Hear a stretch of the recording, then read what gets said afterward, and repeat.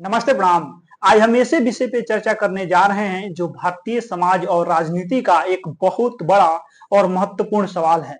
विषय है बहुजन एकता, सपना या सच्चाई। यानी एससी, एसटी और अन्य पिछड़ा वर्ग ओबीसी जैसे तमाम समुदाय जो देश की आबादी का बहुमत है, यह समुदाय एकजुट हो पाए हैं या यह सिर्फ एक राजनीतिक नारा भर है। आज की इस वीडियो में हम इस सवाल का जवाब ढूंढने का कोशिश करेंगे। सबसे पहले यह समझना जरूरी है कि बहुजन आखिर है क्या। बहुजन का मतलब है बहुत सारे लोगों का समूह यानी बहुमत। इसका मतलब उन तमाम जातियों और समुदायों से है जिन्होंने सदियों से सामाजिक और आर्थिक भेदभाव झेला है। इनमें मुख्य रूप से तीन बड़े समूह शामिल हैं। एससी, जिन्हें पहले अछूत या दलित कहा जाता था। एसटी यानी आदिवासी समुदाय और अन्य पिछड़ा वर्ग अदर बैकवर्ड क्लासेस। ओबीसी यानी वे जातियां जो सामाजिक और शैक्षणिक रूप से पिछड़ी हुई मानी जाती है। एक अनुमान के मुताबिक भारत की कुल आबादी में इन तीनों समूहों की हिस्सेदारी लगभग 85% के आसपास है। यानी सैद्धांतिक रूप से अगर यह 85% आबादी वास्तव में एकजुट हो जाए तो देश का हर चुनाव, हर सामाजिक बदलाव इन्हीं की इच्छा से तय होगा। लेकिन क्या ऐसा हो पाता है? यही तो मेन सवाल है। अगर हम बहुजन एकता की बात करें तो सबसे पहले नाम आता है महात्मा ज्योतिबा फुले का। 19वीं सदी में जब भारत में सामाजिक बदलाव की बयार बहनी शुरू हुई तो ज्योतिबा फुले ने 1873 में सत्य शोधक समाज की स्थापना किया। उनका मकसद था शूद्रों और अति शूद्रों को ब्राह्मणवादी व्यवस्था के चंगुल से आजाद कराना। शूद्रों और अति शूद्रों, जिन्हें आज ओबीसी और एससी कहा जाता है। फुले ने सभी निचली जातियों को एक मंच पर लाने का पहला ठोस प्रयास किया। उनकी पत्नी सावित्रीबाई फुले ने लड़कियों के लिए पहला स्कूल खोलकर शिक्षा के क्षेत्र में क्रांति की शुरुआत किया था। फुले का आइडियोलॉजी था कि शिक्षा और एकजुटता के बल पर ही बहुजन अपना हक हासिल कर सकते हैं। यह बहुजन एकता का पहला बीजारोपण था। जो काम ज्योतिबा फुले ने शुरू किया उसे आगे बढ़ाने का काम किया डॉक्टर भीमराव अंबेडकर ने। डॉक्टर भीमराव अंबेडकर ने साफ तौर पे देखा कि जाति व्यवस्था इतनी गहरी है कि केवल शूद्र, अति शूद्र का गठजोड़ काफी नहीं है। उन्होंने सबसे ज्यादा जोर अनुसूचित जातियों, दलितों के राजनीतिक सशक्तिकरण पे दिया। उनका मानना था कि बिना राजनीतिक ताकत के सामाजिक बराबरी हासिल करना मुश्किल है।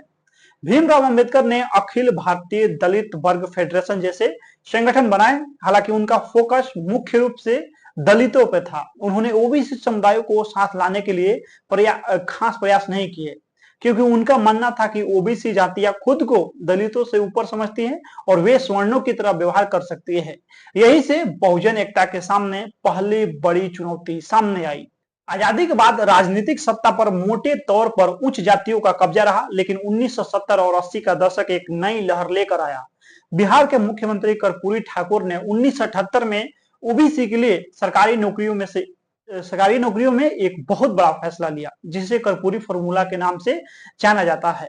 इसने ओबीसी समुदाय में एक नई राजनीतिक चेतना पैदा किया। इसी दौरान राम स्वरूप वर्मा और कर्पूरी ठाकुर जैसे नेताओं ने ओबीसी अदर बैकवर्ड क्लास की एक अलग पहचान बनाने और उनके लिए आरक्षण की मांग को मजबूत किया।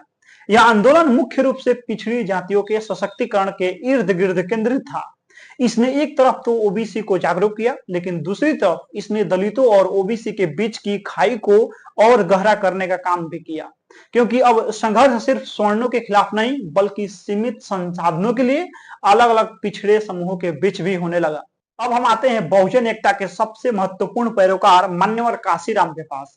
काशीराम ने डॉक्टर भीमराव अंबेडकर के विचारों को आगे बढ़ाया, लेकिन उनकी रणनीति बिल्कुल अलग थी। उन्होंने साफ कहा कि अगर इस देश की 85% आबादी को सत्ता में हिस्सेदारी नहीं मिल रही है तो इसका एकमात्र कारण है टुकड़ों में बटा होना। उनका प्रसिद्ध नारा था, जिसकी जितनी संख्या भारी उसकी उतनी हिस्सेदारी। इस सपने को साकार करने के लिए उन्होंने 1984 में बहुजन समाज पार्टी बीएसपी का गठन किया। काशीराम की रणनीति सीधी और स्पष्ट थी।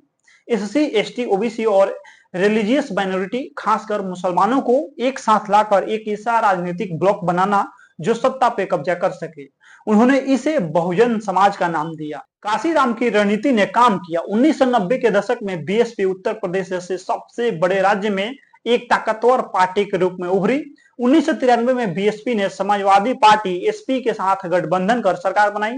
इस गठबंधन को बहुजन सामाजिक एकता का प्रतीक माना गया, जहां ओबीसी एसपी का मुख्य वोट बैंक और दलित बीएसपी का वोट बैंक एक साथ आए।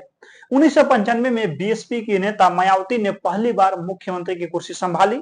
यह बहुजन एकता की सबसे बड़ी जीत थी, लेकिन यहीं से चुनौतियां भी सामने आने लगी। एसपी बीएसपी का गठबंधन जल्द ही टूट गया। दोनों पार्टियों के समर्थकों के बीच हिंसक झड़पें हुई।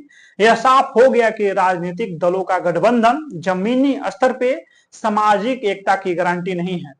तो दोस्तों, आखिर वो कौन सी बड़ी रुकावटें हैं जो बहुजन एकता के सपने को सच्चाई में बदलने नहीं दे रही है? पहली और सबसे बड़ी रुकावट है जातीय द्वेष और उच्च नीच की भावना। हैरानी की बात यह है कि यह भावना सिर्फ स्वर्ण और बहुजन के बीच नहीं है, बल्कि बहुजन समुदाय के अंदर भी मौजूद है। उदाहरण के लिए ओबीसी समुदाय की कुछ जातियां खुद को दलितों से ऊंचा समझती है। इसी तरह दलितों की अलग अलग उप जातियों के बीच भी गहरी खाई है। एक जाटव खुद को चमार से बेहतर समझ सकता है। यह उच्च नीच की सदियों पुरानी मानसिकता बहुजन एकता के लिए सबसे बड़ा अभिशाप है। जब तक एक ओबीसी और एक दलित खुद को बराबर नहीं समझेंगे, तब तक वास्तविक एकता असंभव है। और दूसरी बड़ी रुकावट है आर्थिक असमानता। बहुजन शब्द एक विशाल समूह को दर्शाता है, लेकिन इसके अंदर आर्थिक स्थिति बहुत अलग अलग है। ओबीसी समुदाय में कुछ जातियां बहुत समृद्ध और भूस्वामी हैं, जैसे यादव, कुर्मी, जाट आदि। वहीं अधिकांश दलित और आदिवासी समुदाय गरीबी और भूमिहीनता की समस्या से जूझ रहे हैं। अब जब आरक्षण जैसे सीमित संसाधन की बात आती है, तो ये समृद्ध ओबीसी जातियां ही उसका ज्यादा लाभ उठा पाती है, जबकि गरीब दलित और आदिवासी पीछे रह जाते हैं। इससे क्रीमी लेयर की समस्या पैदा होती है। इससे एक प्रतिस्पर्धा पैदा होती है कि संसाधनों पर किसका हक है।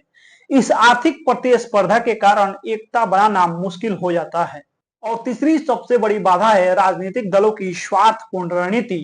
कोई भी राजनीतिक दल चाहता है कि उसकी सत्ता बनी रहे। अगर सच में 85% आबादी एकजुट हो जाए, तो कोई भी पार्टी उनके बिना सत्ता में नहीं रह सकती। इसीलिए अलग अलग राजनीतिक दलों ने जानबूझकर बहुजन वोट बैंक को तोड़ने की कोशिश की है। किसी ने ओबीसी नेतृत्व को आगे बढ़ाकर दलितों से अलग किया, तो किसी ने दलितों को लुभाकर ओबीसी से दूर किया। फूट डालो और राज करो की यह नीति बहुजन एकता के लिए सबसे बड़ा खतरा है। दलितों और ओबीसी के बीच होने वाली हिंसक घटनाओं को अक्सर राजनीतिक लाभ के लिए हवा दी जाती है, ताकि यह विभाजन बना रहे।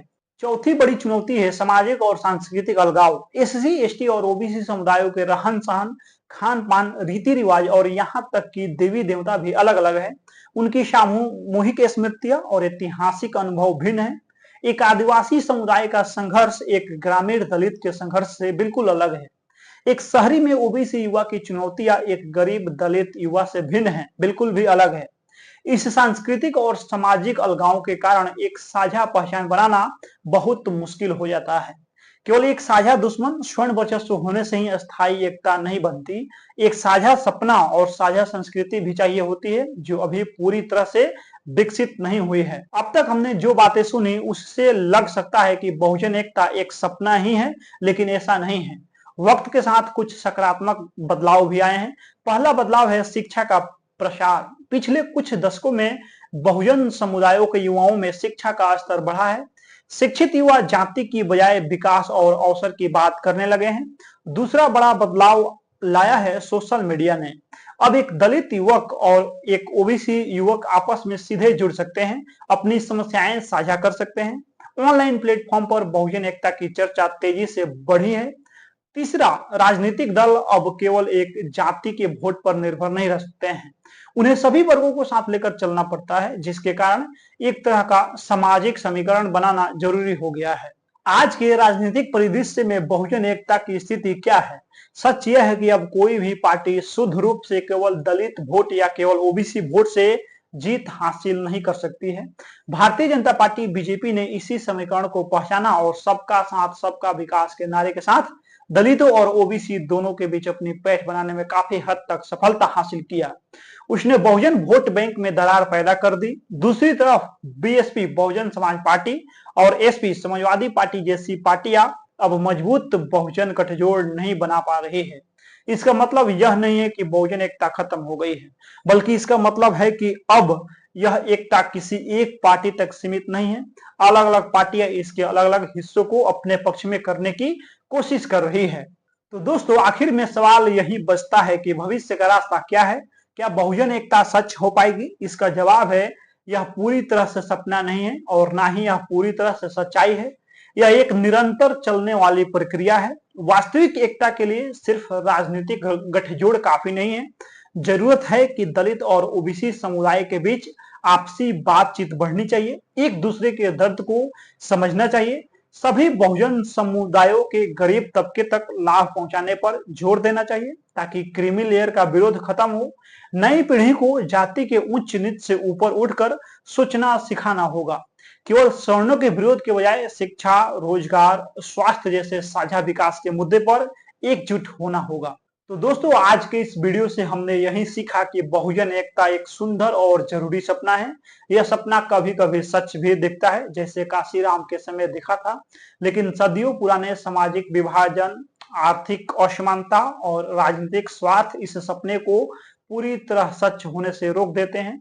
असली एकता तब आएगी जब एक दलित और एक पिछड़ा वर्ग का युवा अपनी जाति के बजाय अपनी मेहनत, अपनी योग्यता और अपने साझा हकों की बात करेगा। बहुजन एकता सपना नहीं है, बल्कि एक लक्ष्य है, एक टारगेट है, एक गोल है, और इस लक्ष्य को हासिल करने की रिस्पॉन्सिबिलिटी हम सबकी है, खासकर नई पीढ़ी की है। आपका इस वीडियो में बने रहने के लिए बहुत बहुत धन्यवाद। इस वीडियो में आप प्रतिक्रिया दे दीजिए।